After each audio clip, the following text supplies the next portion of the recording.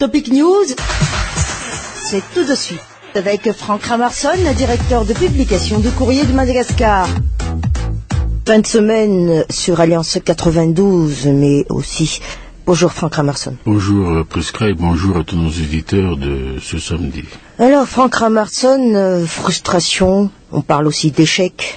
On parle de silence, on parle de muselage, on parle de cadenas, on parle aussi que recommandations obligent, on se tait, en fin de compte, par rapport au face-à-face qui a eu lieu tout dernièrement. Comment comprendre les choses réellement, avec recul bien entendu?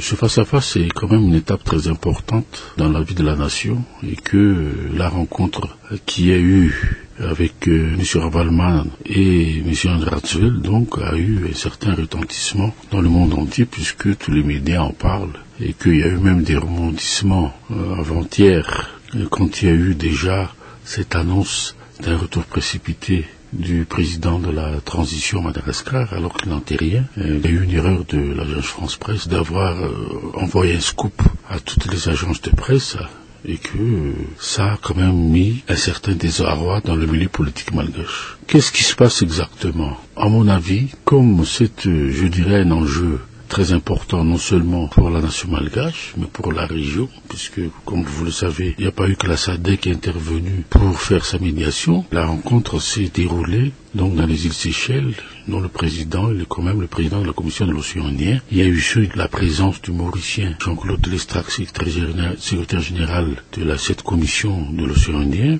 ce qui veut dire qu'un certain nombre de puissances s'intéressent à cette résolution de la crise malgache. À mon avis, je ne pense pas que être frustré de ne pas avoir eu de nouvelles soit réellement le sentiment de ceux qui suivent cet événement. Il y a eu ce que j'appellerais une sorte donc de conclave qui était nécessaire pour faire rapprocher deux personnalités qui, en fait, au départ, ne voulaient nullement se parler. Il y a eu donc cette performance de la SADC de les avoir pu les réunir à une même table. La seule chose que l'on peut donc maintenant se satisfaire, c'est que le dialogue a commencé et que l'on va s'acheminer vers la résolution de la crise malgache. Alors, effectivement, mais cela veut dire donc que selon votre analyse, Franck Ramarson, nous allons dans le bon chemin, quoi. Il faut encore attendre 15 jours pour les deux se rencontrent encore et voir quelque chose pondu sur un accord ou quoi que ce soit. Je ne pense pas qu'on va, je dirais, attendre les 15 jours. Mais je pense que, contrairement à ce que les pessimistes, ceux qui peut-être qui n'ont pas cette, je le dirais, chance de pouvoir réfléchir à très haut niveau sur les problèmes de géopolitique dans la région, que le blackout est nécessaire pour ne pas donc, je dirais, faire rater une telle négociation car réellement le pays traverse une période assez grave que la population souffre encore. Je dirais que il faut une certaine, je dirais, patience puisqu'on a entendu 3 ans, de quelques jours, parce qu'à mon avis, il y a déjà eu un draft peut-être qui a déjà été dressé quelque part et que si les deux protagonistes donc jouent le mutisme, c'est que le silence, comme on dit, est très éloquent pour pouvoir arriver à une sortie de crise. Dites justement, Franck Ramarson, du silence, deux fortes personnalités aussi créent un silence, mais un silence qui veut dire quoi? Si l'on parle des deux autres présidents, ne parlons plus des partis politiques. Moi, je pense que les deux anciens présidents, comme vous parlez de Ratsir et Zafelbert, donc ce sont des silences complices aussi. Donc je pense que, contrairement à ce qu'on a voulu faire, tout cet échafaudage politique depuis 2010, comme quoi qu'il fallait revenir à une approche parti politique, donc ça a été un échec. Ça veut dire que la feuille de route a été un échec parce que nous avons mis des partis politiques, des groupuscules de partis politiques pour signer une feuille de route, alors que maintenant, il est prouvé que ces partis politiques ne pèsent pas sur l'échiquier national, que la communauté internationale ne prend pas en compte leurs avis, que tout ça n'était que du théâtre provoqué par les partisans de M. Ratsvel qui ont voulu organiser une sorte de, je dirais, de feuille de route préliminaire en août 2010, je crois, comme vous le savez très bien, en mettant en place ces institutions comme le CST, le CT, toute une panoplie de personnalités.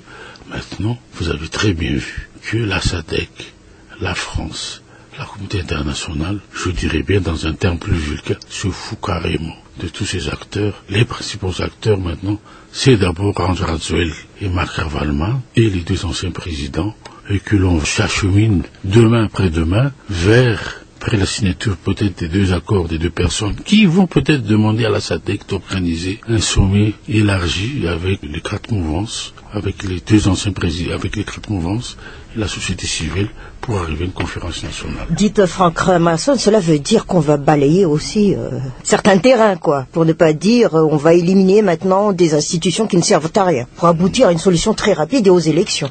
Ce n'est même pas la peine d'éliminer certaines institutions, puisqu'ils ne servent plus à rien. On peut les laisser là, le CT, CST, mais on ne va plus donc, je dirais, les convoquer à une session. Mais c'est de l'argent gaspillé aussi. Non, mais comme vous savez bien que lors de la convention de 91, il y a eu le CRES, et que ceux qui étaient rémunérés à taux fixe, c'était les présidents du CRES et les membres du bureau. Et là, peut-être qu'on peut revenir à ce genre de procédure où on va laisser simplement les CT, CST, si on les convoque pour une session, c'est là qu'on leur donne des indemnités, sinon pendant la période où il n'aura rien, donc on va les laisser dans leur coin son budget, puisque ce n'est pas le peuple qui va réclamer, donc est-ce qu'ils siègent encore alors qu'ils vont gaspiller l'argent de l'État. Dites Franck Ramason, quand on parle de Didier Ratir, que professeur Zaf, André Rajoelina, Marc Ravalman, on revient bien des années en arrière, c'est-à-dire à partir de 91 jusqu'à 2012, on va régler beaucoup de choses. Moi, je pense qu'on va régler simplement la crise inachevée de 2002 jusqu'à 2009. Donc c'est ça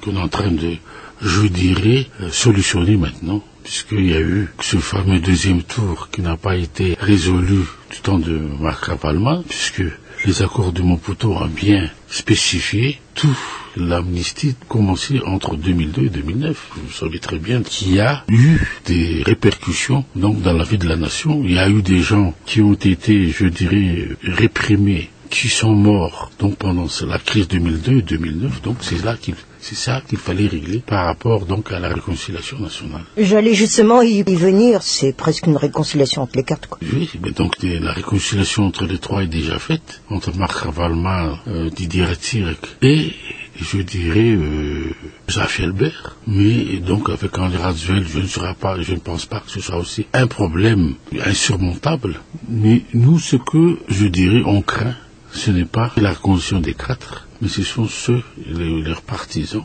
les lieutenants de ces quatre personnalités qui ne seront jamais d'accord puisqu'on aille vers toutes ces réconciliations, parce qu'il y aura une élimination automatique de certaines, je dirais, entités, partis politiques. On s'achemine vers cette solution. En dernière question, Franck Ramason, cela veut dire qu'il y aura de nouvelles têtes, des poulains aussi qui vont faire surface. Peut-être qu'ils étaient toujours là, mais cette fois-ci, c'est un nouvel esprit de commande. Oui, des poulains, vous dites, et puis des nouvelles têtes qui ont fait de la politique, qui ont de l'expérience. Ou qui ont suivi la politique. Non, parce que d'abord, c'est comme ça que le pays est tombé dans cette crise. C'est parce que, à force de, je dirais, dire qu'il fallait un renouvellement de la classe politique, ce renouvellement de la classe politique était un renouvellement de jeunes médiocres qui sont passés au pouvoir et qui n'ont pas eu le background nécessaire et l'expérience politique pour pouvoir gérer le pays. Renouvellement ne veut pas dire qu'on va prendre un jeune qui est sortant de l'université qui va faire de la politique et qu'il va donc, je dirais, gérer le pays. Tout comme quelqu'un, un DJ qui va monter au pouvoir et qu'il pourra donc gérer normalement, avoir de la bonne gouvernance. C'est ce qui se passe maintenant. Écoutez, Franck Ramason, quand même, on laisse tout le monde passer un bon week-end. Laisse tout le monde passer un bon week-end, mais il faut simplement dire que la seule pierre d'achoppement qui a été évoquée officiellement, c'est le retour de Ravalman et l'amnistie, ce qui veut dire que c'est encore l'article 20, l'article 45 qui sera donc résolu dans les prochains jours.